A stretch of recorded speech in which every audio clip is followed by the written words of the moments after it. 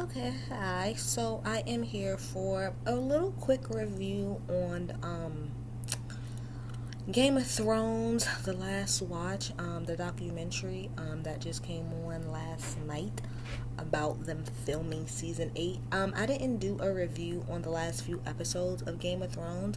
Um, just simply because I just really didn't have the time to really sit here and really go through everything. Before I really get into the documentary, I really just want to say this, and it's in my title. I'm gonna put it in there. I want everybody to leave Game of Thrones alone, okay? Yes, we know. Yes, the writing wasn't all the way there this season. There was a lot of things that didn't really make kind of sense. There were certain storylines that wasn't fleshed out the correct way. It didn't even necessarily end. Even for me personally, I didn't care for the way that it ended. It was okay. I was cool with where everybody ended up, but I just wish that there was a little bit more. But what I am tired of seeing this season in particular, I cannot watch any reviews of this show without, for the good majority of it, the person talking about how much they hated it, and it really gets on my nerves. There's nothing wrong with criticizing a show, there's nothing wrong with giving critiques and all of that, but the way that people were going hard this whole season was really pissing me off, and it was making me not want to watch the show. But what I actually stopped doing was just stop watching people review it, simply because it's like nobody was trying to give no positive feedback at all. Like, there was so many reviews, especially when the season, when the finale came out. That's all anybody would do all the way up until today. That's all anybody. It's so bad, it's so bad, it's so bad. Oh my goodness, we get that y'all, the end, it didn't, the writing wasn't all the way there. But good golly, can we give people their tens where their tens is freaking deserved? Can we give the actors their tens? Can we give set design their tens? Dave and Dan, yes, we need to see them. We need to see them face to face. But outside of that, it was just really irking me how negative people were about this whole season. It just really bothered me. So when I found out that they were going to do this documentary, I was actually really happy, because I'm like, yes, please, let's just take the shine and put it on what really matters. Is the fact that these people built King's Landing. They built King's Landing. Do y'all get that? They build King's Landing from hand. It took them 7 months to build it. 7 months. I'm just gonna really talk about the documentary really fast. I liked it. I thought it was really, really cute. Um, they focused a lot on like the set design. And then they also followed this extra. I believe his name is it Andy McCrae or something like that. But he was like pretty much like the star of the documentary. He was hilarious.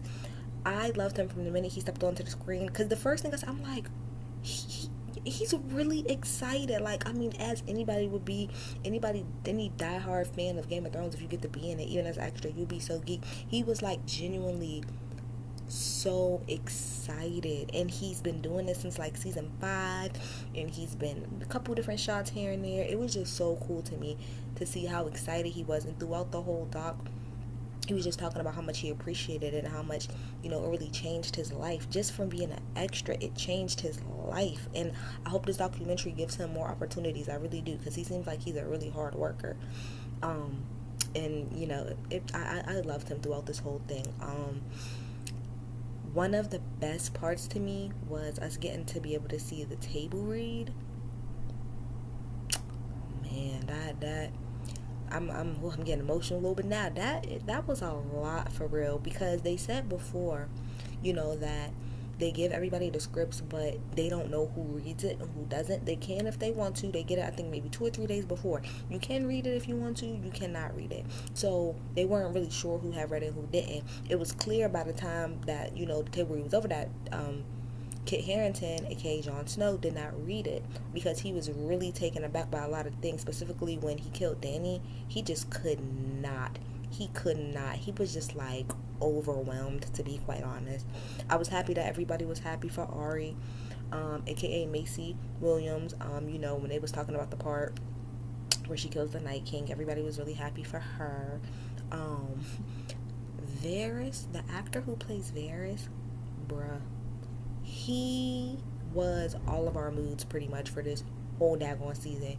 He threw that daggone script. He was so frustrated. When I went back and I watched it, I realized, like, I watched it again.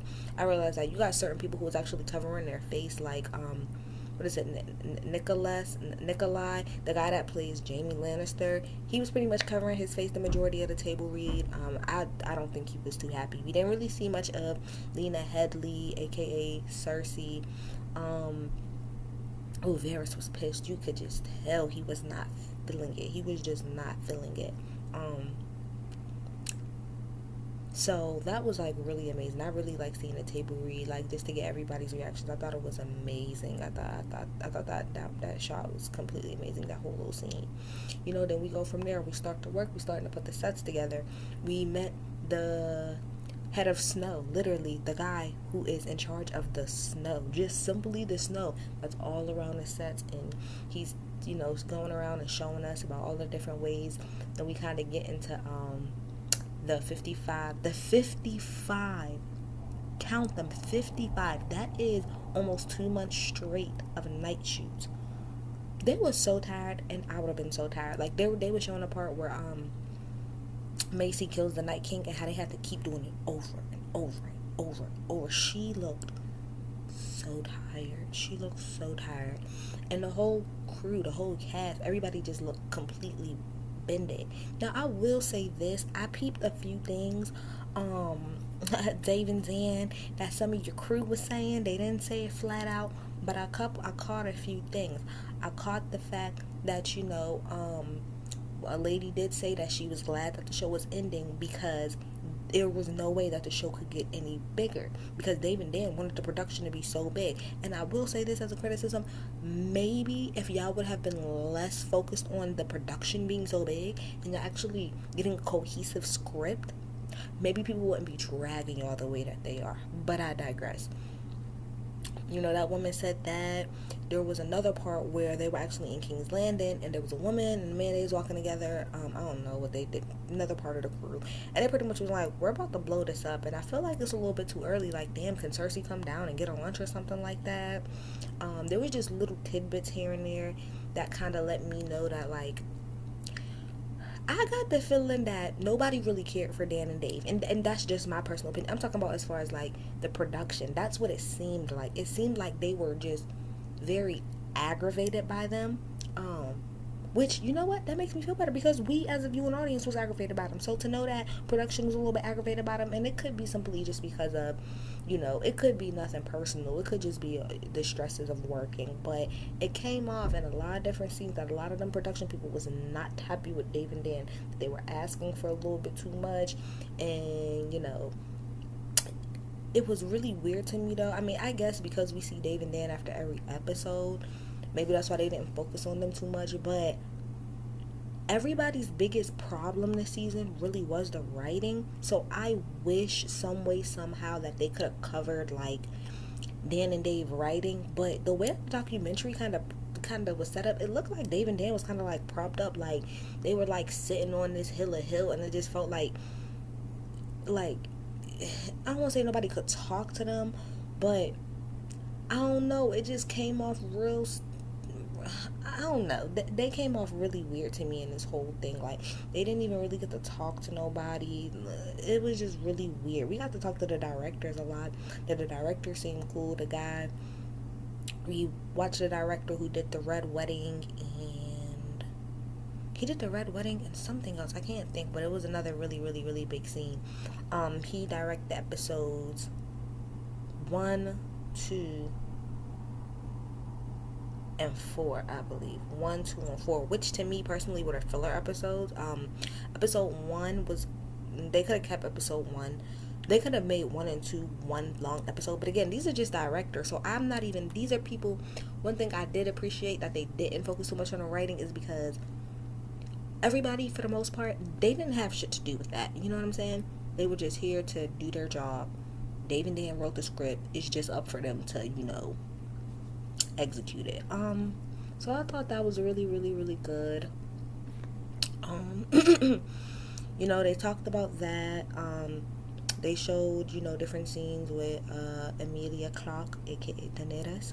her getting ready and stuff like that, and people shooting their last scenes. And Sophie Turner, aka Sansa, she was crying so hard on her last scene. I felt so bad. Kit Harington, he made me cry. Like, when David Dan, like, when he was on his last scene and David Dan was like talking to him, and pretty much it was like, thank you for being Jon Snow, like, thank you so much. I wanted to cry because Kit was crying. He was just like, I love this show was my life. It really makes me feel like he's really Jon Snow in real life, so it just makes my heart pitter patter, pitter patter, pitter patter, pitter patter. But I will say, I really like the documentary. I feel like it gave the people who deserve their tens, and I feel like it was really good, because we have been so daggone focused on the writing being terrible that nobody wants to give their tens across the board to nothing else. Now, I know everybody on Twitter, they're like, nobody's talking about the actors, nobody's talking about the design, but in the reviews that I watch, people don't give them their credit. Nobody gives those people their credit. They might give, like, some of the actors credit, like, oh, you acted that pretty good, but then when you rip the rest of the show, it's very annoying. And I'm not even on the show, and it's annoying to me. So I can only imagine how it would be if you worked so hard on this daggone show for people to just tear it to shreds. And for y'all to say to remake it, I feel like that's so disrespectful to me. I feel like that's so disrespectful. They don't need to remake it. It just didn't end the way that y'all wanted it to end. It is what it is. Yes, there were plot holes. Yes, there was writing issues. But to be so disrespectful to say they need to redo it, absolutely not.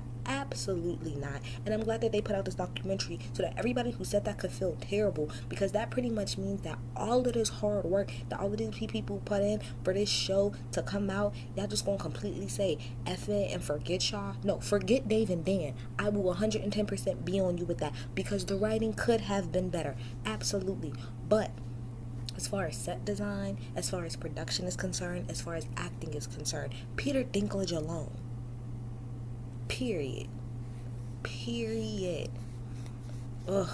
But it was a really good doc, y'all. It really was. And I really encourage everybody to go and watch it. It will really, I like it because, no lie, the series finale didn't really get me emotional, but this did. And it really hones in that car. We're done, y'all. We're done. And I think everybody who's a real Game of Thrones fan really should watch it.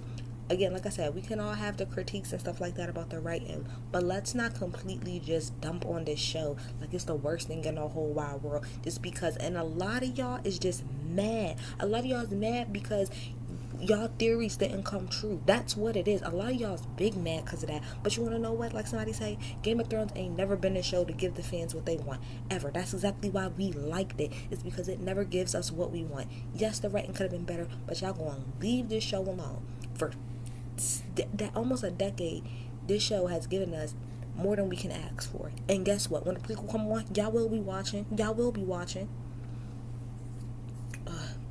Shout out to all of the cast. Shout out to the production. Shout out to the director. Shout out to everybody who was able to put that together, building King's Landing, doing all of the nice shoots. Shout out to all of y'all, because y'all deserve all the tens in the world. Comment, rate, like, subscribe. Thanks, y'all.